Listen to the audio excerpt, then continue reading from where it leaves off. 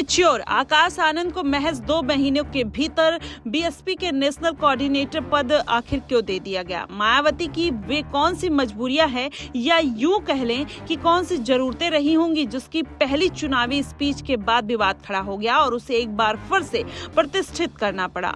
अब ऐसे में जबकि यह बात भी गौर करने लायक है कि लोकसभा चुनाव प्रचार में जिस नगीना सीट से आकाश आनंद ने अपना पहला सर्वाधिक आक्रामक भाषण दिया था, वहां से बीएसपी अपनी पुरानी सीट तक खो बैठी और न सिर्फ नवोदित चंद्रशेखर आजाद ने धुआंधार जीत हासिल की, बल्कि बीएसपी कैंडिडेट सुरेंद्र पाल की जमानत तक रद्द हो गई। वहीं चंद्रशेखर ने 1,52,000 वोटों से जीत हासिल कर करीब 5.25 लाख वोट हासिल किए थे, जबकि बसपा को सिर्फ 13,212 वोट मिले थे। वहीं बीएसपी चीफ मायावती के भतीजे कोऑर्डिनेटर आकाश आनंद ने अपनी पहली चुनावी सभा में 6 अप्रैल को सबसे आक्रामक भाषण दिया था। नगीना से सांसद भीम आर्मी चीफ चंद्रशेखर आजाद के खिलाफ जहर उगलने वाला यह भाषण खुद बीएसपी में इतना क्रिटिसाइज किया गया कि मायावती को रातों रात आकाश आनंद को इनमेच्योर कहते हुए पार्टी के राष्ट्रीय पद से हटा दिया गया। अब यह बात और है कि इसे मायावती के भतीजे के हितार्थ के लिए लिया गया और ये कहा गया कि ताकि लोकसभा चुनाव में बीएसपी के खराब नतीजों के लिए पूरा ठीकरा आकाश पर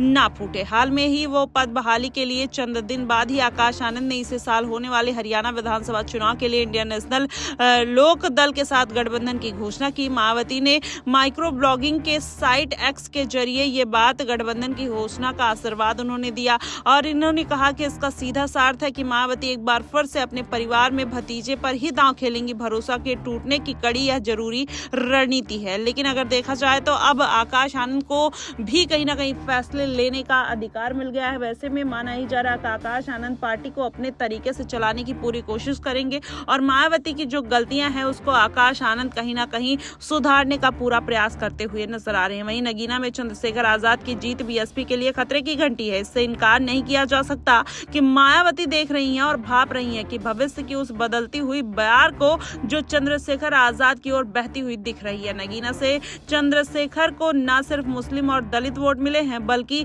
जाट ओबीसी वोट बैंक भी उनके साथ आया है। यह केवल बीएसपी ही नहीं बल्कि सपा के लिए भी पहुंचाना दिक्कत भरा है। वहीं लोकसभा में रैलियों में यूथ को आकर्षित करने वाले जोशीले भाषण देने वाले आकाश थे, जो अब तक पार्टी लाइन से इतर अंदाज हैं। ऐसे में बसपा के लिए सिवाय आनंद के यूथ फेस है और उनके पास कुछ भी नहीं है। बीएसपी के अगर देखा जाए तो एक धड़े को आकाश आनंद पसंद है और वहीं दूसरे धड़े को देखा जाए तो चंद्रशेखर आजाद के मजबूत भाषण उनकी तरह कहीं ना कहीं एक ढाल की तरह देखा जाता है।